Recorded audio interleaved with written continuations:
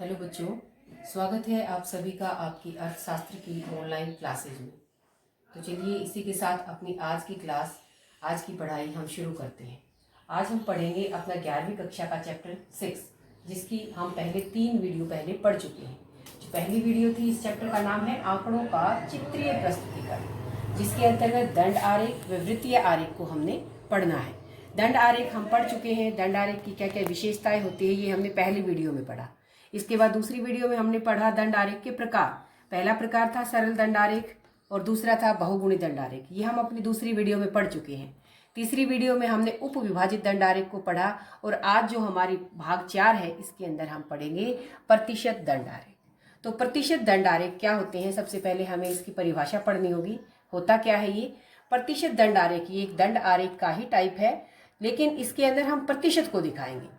तो वह विधि जो किसी तथ्य के विभिन्न भागों के मूल्यों को, मेन बात यही है कि जो तथ्य हमें दे रखी है, जो सूचना हमें दे रखी है, जो संख्यात्मक सूचना दे रखी है और जो उसके विभिन्न भाग हैं, जो मूल्य हैं, उनको प्रतिशत में दिखाए, उसे क्या कहेंगे हम? प्रतिशत दंड आरेख। तो बहुत ही आसान परिभाषा है, क्योंकि ये प्रतिशत है, इसलिए ये जो संख्यात्मक तथ्य हैं, जो आंकड़े हैं, जो उसके अलग अलग भाग हैं, उनका पहले प्रतिशत निकाला जाएगा और उस प्रतिशत को दंडों के रूप में दिखाएंगे। तो वो क्या बन जाएगा? हमारा प्रतिशत दंड आरेख।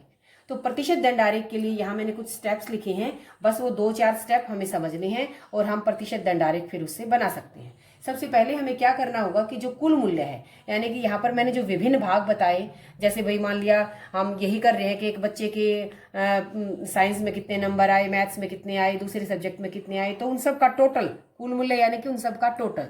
तो टोटल को हम क्या मान लेते हैं? 100 मान लेते हैं। और जो टोटल होता है वही हमारी क्या होती है? दंड की लंबाई होती है। यानी कि जो दंड की ऊंचाई, जिसके हम कहते हैं ऊंचाई क्या होगी, वो किसके ऊपर निर्भर करेगी? जो दंड का कुल मूल्य है, और कुल मूल्य को हम 100 मानकर चल रहे हैं। तो इसके अंदर यही इसकी खास बात है कि जो प्रतिशत दंड आरेख होता है, उसमें सभी दंड आरेख एक जैसी लंबाई के होंगे, 100 के। कोई ऊंचा कोई नीचा ऐसे नहीं होएगा, क्योंकि हम प्रतिशत निकालेंगे और प्रतिशत तो 100 में से निकलता है।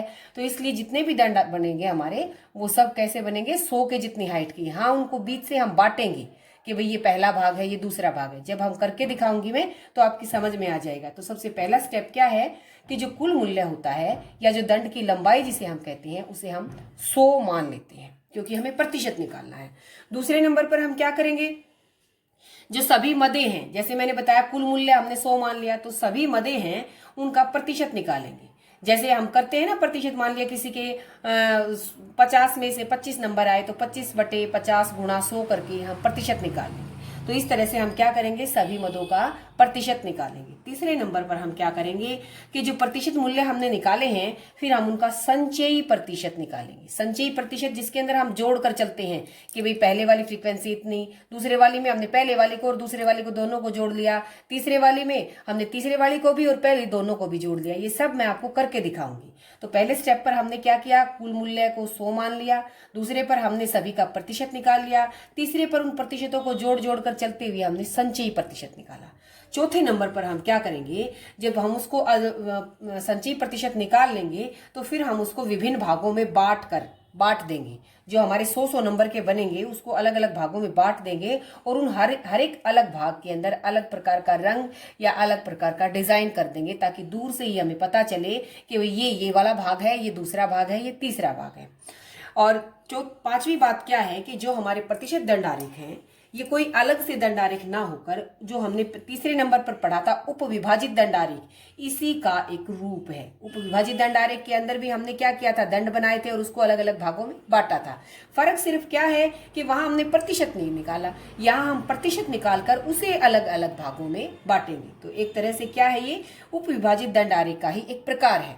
लेकिन उप विभाजित दंड आरेख की जगह प्रतिशत दंड आरेख का प्रयोग हम कब करते हैं? जब आंकड़ों में क्या हो? बहुत ज्यादा अंतर हो। बहुत ज्यादा अंतर होगा तो क्या होगा? एक दंड तो हमारा बहुत लंबा बन जाएगा और एक दंड छोटा सा बनेगा। तो जब ऐसी स्थिति हो कि आंकड़ों के अंदर बहुत अधिक अंतर हो, तो हम उप विभाजित दंड आरेख को ना प्रयोग करके हम क्या कर देंगे? प्रतिशत दंड आरेख बना देंगे। क्योंकि प्रतिशत में तो सारे 100 को मानकर चलेंगे और सभी दंडों की लंबाई एक जैसी होगी, सिर्फ उनको अलग अलग भागों में बांटा जाएगा।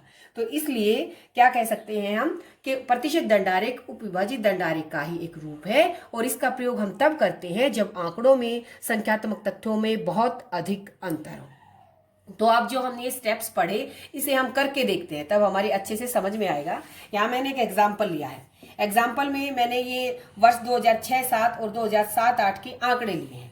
मान लिया 2006-07 के अंदर जो कोई भी कक्षा ले ली, मान लिया हमने ये कक्षा 11 के ही ले लिए हैं आंकड़े कि 2006-07 में कक्षा 11 के अंदर जो है फर्स्ट डिवीजन आई 20 बच्चों की, सेकंड डिवीजन आई 15 बच्चों की और थर्ड डिवीजन आई 10 बच्चों की। टोटल बच्चे थे हमारे वहां पर 45। तो कुल 45 बच्चों में से 2006-07 के अंदर 20 बच्चों ने फर्स्ट डिवीजन ली, 15 बच्चों ने सेकंड और 10 बच्चों ने थर्ड। और नेक्स्ट ईयर 2007-08 के अंदर क्या है कि भाई फर्स्ट डिवीजन लेने वाले बच्चे 25 हो गए और सेकंड डिवीजन लेने वाले 20 हो गए और थर्ड डिवीजन लेने वाले 5 हो गए और कुल बच्चों की संख्या भी अलग है, वो 50 थी। तो अब इन आंकड़ों से हमें क्या बनाना है, प्रतिशत दंड आरेख बनाना है।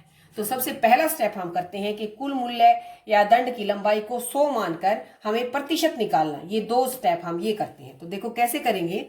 2006-07 ये मैंने 2006-07 ये मैंने दोबारा बनाया है। मैंने यहाँ पर क्या किया है, 2006-07 का प्रतिशत निकाला है। ये प्रतिशत कैसे आया, ये वाला प्रतिशत 20 बटे कुल कितना था हमारा 45 और गुणा 100। जब हम इसको कट करेंगे तो हमारा ये आएगा प्रतिशत। फर्स्ट डिवीजन प्राप्त करने वाले विद्यार्थी कितने आ जाएंगे, 44.45%। ये मैंने यहाँ लिख दिया। ऐसे ही इसके अंदर करेंगे 15 बटे 45 गुणा 100 और जब हम इसको कट करेंगे तो हमारा आएगा 33.33% तो ये मैंने यहाँ पर लिख दिया। 10 को करेंगे ऐसे ही 10 बटे 45 गुणा 100 तो ये आएगा। तो ये मैंने क्या किया, यहाँ पर 2006-07 के जो आंकड़े थे उनका प्रतिशत निकाल दिया। यही था ना, सभी मदों का प्रतिशत निकाला जाएगा 100 मानकर। ये 100 लगाकर मैंने इसके साथ और ये मैंने प्रतिशत निकाल दिया। अब तीसरा स्टेप क्या था, मूल्यों की संचयी प्रतिशत। तो संचयी प्रतिशत ये लिखा है मैंने ऊपर, संचयी प्रतिशत।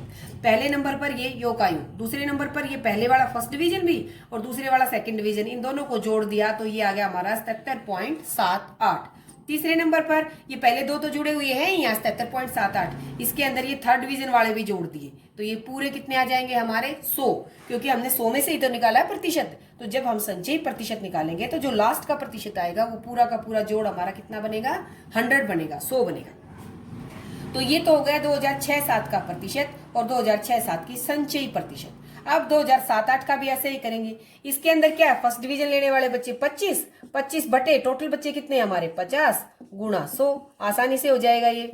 तो ये हो गया 50%, ये आ गया हमारा 50%। ऐसे ही 20 बटे करेंगे, 20 बटे 50 गुणा 100, ऐसे ही कट हो गया ये और ये कितना जाएगा 20 दूनी 40%। 5 का करेंगे तो 10%।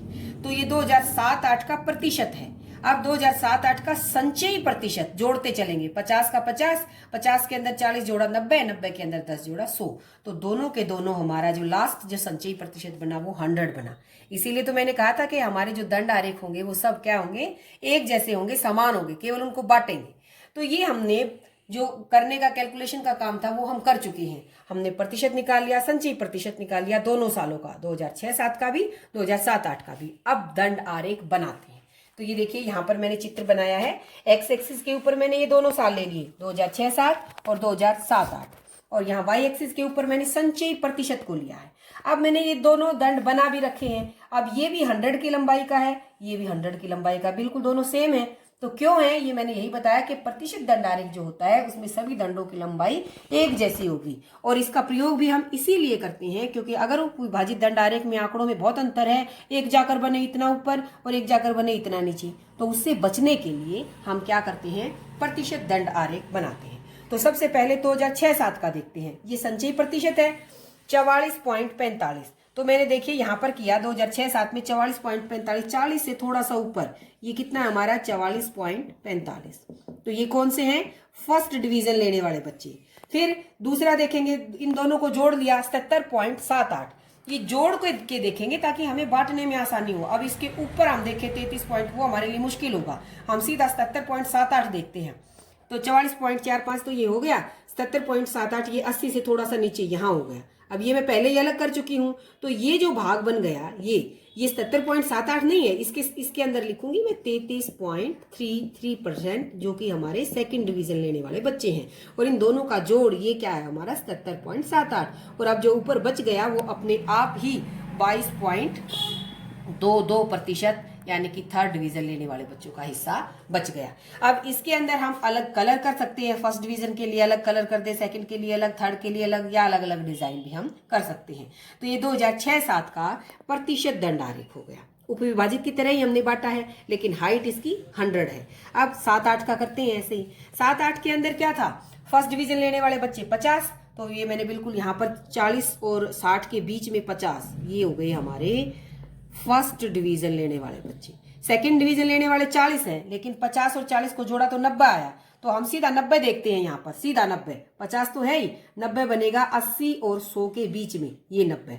लेकिन यहाँ 90 नहीं लिखेंगे, यहाँ लिखेंगे 40, क्योंकि ये 50 और ये 40 अपने आप 90 हो गई। और ये क्या है, हमारे सेकंड डिवीजन लेने वाले बच्चे। और इसके बाद जो बचेगा ये अपने आप हमारा तीसरा भाग बच गया, 10%, जो कि कौन से बच्चे हैं, थर्ड डिवीजन लेने वाले बच्चे। तो इन दोनों थर्ड डिवीजन वालों में एक जैसा कलर होगा, दोनों सेकंड डिवीजन लेने वालों में एक जैसा कलर, फर्स्ट डिवीजन लेने वालों में एक जैसा कलर। डिजाइन करेंगे तो डिजाइन भी इनमें एक जैसा, इनमें एक जैसा और इनमें एक जैसा। तो अब जो हमारे सामने तैयार है ये हमारा प्रतिशत दंड आरेख है। तो प्रतिशत दंड आरेख की खास बात यही है कि इसके अंदर क्या करते हैं, जो संख्यात्मक मूल्य होते हैं उनके प्रतिशत को हम प्रकट करते हैं, दिखाते हैं। क्योंकि प्रतिशत को दिखाते हैं इसलिए हमारे सभी दंड आरेख बिल्कुल एक जैसी लंबाई के 100 वाले मिलेंगे। हाँ, उनको बांटेंगे हम वैसे ही जैसे हमने उपविभाजित दंड आरेख को बांटा था। तो बहुत ही आसान हमारा ये टॉपिक था, प्रतिशत दंड आरेख, जो कि अब हमने पढ़ के देख लिया है। अब इसे करके आप लोगों को अपने हाथ से एक बार फिर से देखना है।